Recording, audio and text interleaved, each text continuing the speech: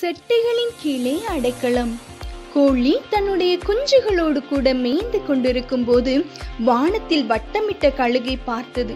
உடனே தன்னுடைய குஞ்சுகளை செட்டைக்குள்ளாக மூடிக்கொண்டது. தாயை விட்டு வழிமாறி போன குஞ்சுகளோ கழுகுக்கு இரையாய் போனது. இந்த ஆபத்தான உலகத்திலும் கூட நாம் கர்த்தருடைய செட்டைகளின் கீழ் அடைக்கலம் புகுந்து கொள்வோமா? உலகத்தில் நடக்கிற அநேக காரியங்கள் நமக்கு பயத்தையும் கலக்கத்தையும் ஏற்படுத்தலாம். ஆபத்து காலத்திலே சோர்ந்து போவாயானால் உன் பலன் குறுகினதென்று எழுதப்பட்டிருக்கிறது. நாம் சோர்ந்து போகாதிருப்போம். நம்முடைய வாழ்க்கையை, நம்ம குடும்பத்தை கர்த்தருடைய கரத்தில் அர்ப்பணிப்போம்.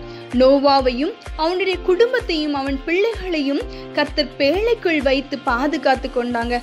அவ்விதமாகவே ஏசப்பா நம்முடைய குடும்பங்களையும் பேழைக்குள் வைத்து பாதுகாத்து கொள்வாங்க. நோவாவையும் அவன் வீட்டையும் அவனுக்குண்ட எல்லாவற்றையும் கர்த்தர் வேலி அடைத்து பாதுகாத்தார். நம்மையும் நம்முடைய குடும்பங்களையும் நமக்குண்டான யாவையும் கர்த்தர் வேலி அடைத்து பாதுகாத்து கொள்வார்.